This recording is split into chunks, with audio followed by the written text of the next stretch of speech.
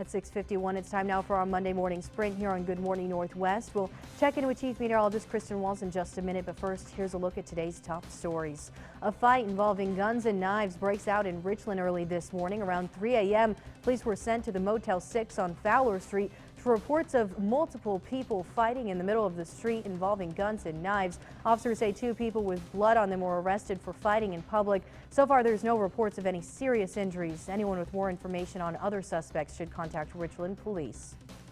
A teenager turns herself in after crashing into a car and fleeing the scene. It all happened around 10:30 Saturday night in the 2100 block of South Reed Street. Police say 18-year-old Kimberly Vincent crashed into this gray Dodge, then fled the scene, but crashed again at the roundabout at 19th in South Union. That's when she called police. She was cited for hit and run, but they say drugs or alcohol did not play a factor. Kennewick police are investigating a suspicious vehicle fire that sparked up last night at the Kennewick apartments. Witnesses reported seeing a man break the driver's side window and throw something in the vehicle before taking off running. There were no injuries. If you have any information, you should contact Kennewick police. A 14-year-old allegedly causing an accident and taking off in West Richland. Officers responded to the crash on Keene and Kennedy roads yesterday. Police found one driver at the scene. They were taken to the hospital with minor injuries. A witness followed the other driver, and officers learned a 14-year-old was behind the wheel. He was taken into custody and released to his mother. Officials said the 14-year-old took his mom's car without her knowing. Kennewick Fire Department containing a large fire at Zintel Canyon over the weekend. The fire was visible outside the canyon and was seen by a passerby. KFD was able to contain the fire by gaining access to a paved trail, and the cause still under investigation. A driver suffers serious injuries after crashing into a semi-truck in Franklin County, and alcohol does appear to be a factor. Late Saturday night, deputies were called out to Pasco, Colotis, and Martindale roads. The driver of the car was rushed to the hospital with serious injuries. It's not known if the truck driver was hurt. Deputies believe the driver of the car was drunk.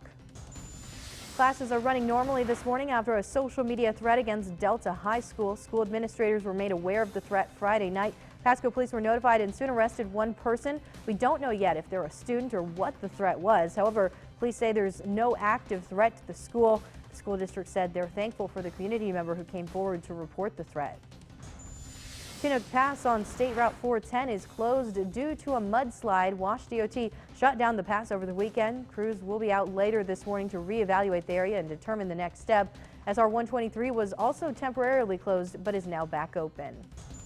And nearly 150 downed trees forced Tollgate Highway to close this weekend. Oregon DOT workers rushed to remove them from the road and to get them out of potentially dangerous parts on the side of the highway. The Oregon Highway was closed for a little over 24 hours. It has since reopened, but the shoulder is still shut down.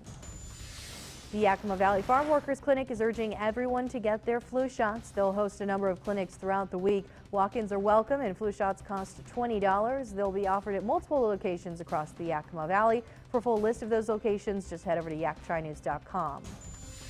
And a panel discussion on Yakima's role in the detention and deportation pipeline will be held this Wednesday. It's part of Yakima Valley College's Diversity Series. Panelists include the Eastern Washington Network Coordinator of the Washington Immigrant Solidarity Network and Project Coordinator of UW's Center for Human Rights. It'll be held at DeCio Higher Education Building at YVC at 6 p.m. And as we give you a live look outside right now, this is from the Legend Skycam Network from Richland's Columbia Point. Keep the umbrella nearby today. Tracking just a few more rain showers here or there for your Monday. Not going to be a washout for today, but we will have just a lot of cloud cover around. And you could even see a few of these rain showers that we're watching for you as you get ready to hit the road this morning around Moses Lake and Othello. This is what we're expecting today. So again, not everybody looking at the wet weather, but we will have just a few of these rain showers out and about. And that's because the system is still nearby. Higher rain chances will be further up to our north for today. And the good news is if you plan on traveling today, snow levels, they will be getting a little bit higher today, close to 7,500 feet by later on this afternoon.